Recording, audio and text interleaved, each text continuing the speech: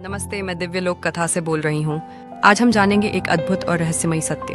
ये कथा सिर्फ कहानी नहीं बल्कि आस्था, शक्ति और ज्ञान का प्रतीक है। अंत तक जुड़े रहिए, क्योंकि ऐसा रहस्य आपने पहले कभी नहीं सुना होगा।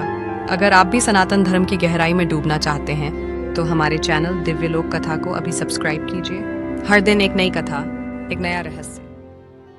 कंस को आकाशवाणी हो चुकी थी, देवकी की 8वीं संतान ही उसका अंत करेगी। भय में उसने दैत्यों को गोकुल भेजना शुरू किया।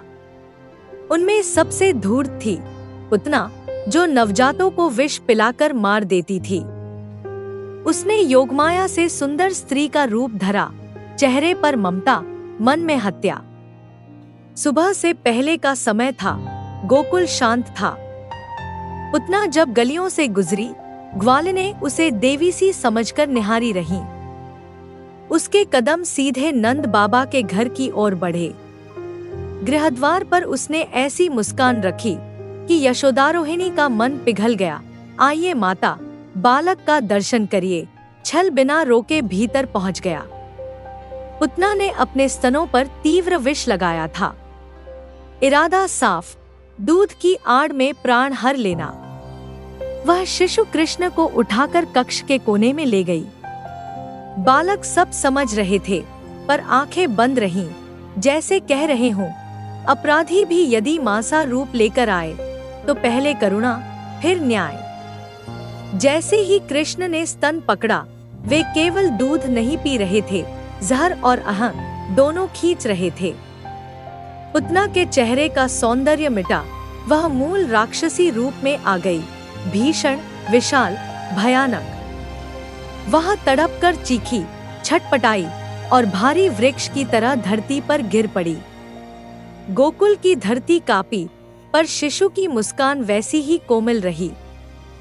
शोर सुनकर लोग भागे भागे आए, कहीं धूल, कहीं पत्ते, कहीं टूटे डंगाल। सबके बीच शिशु सुरक्षित, जैसे तूफान के केंद्र में शांति हो। यशोदा ने घबराकर बालक को उठाया, रोहिणी ने ताबीज बांधा, ग्वालिनें मंत्र बुदबुदाती रहीं। नजर न लगे, भय धीरे धीरे श्रद्धा में बदल गया। कथा कहती है, कृष्ण ने पुतना को भी मांसा स्थान दिया, क्योंकि वह चाहे छल से पर स्तनपान देने आई थी।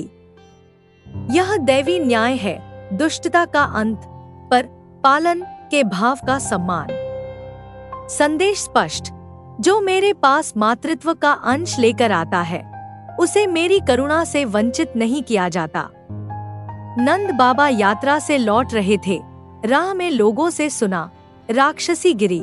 जब घर पहुंचे तो देखा, आंगन में बालक शांत है और ब्रज में नई समझ। यह बालक सामान्य नहीं, यही हमारी रक्षा है। गोकुल में बुरी नजर जलाने के संस्कार हुए, घर घर में दीपक जले। यह कथा 2 सच दिखाती है। पहला, कि परम शक्ति को मासूमियत के रूप में भी नहीं दबाया जा सकता। दूसरा, कि करुणा का द्वार न्याय के बाद भी खुला रहता है। देखना यह है कि हम किस भाव से आते हैं, छल से या शरण से।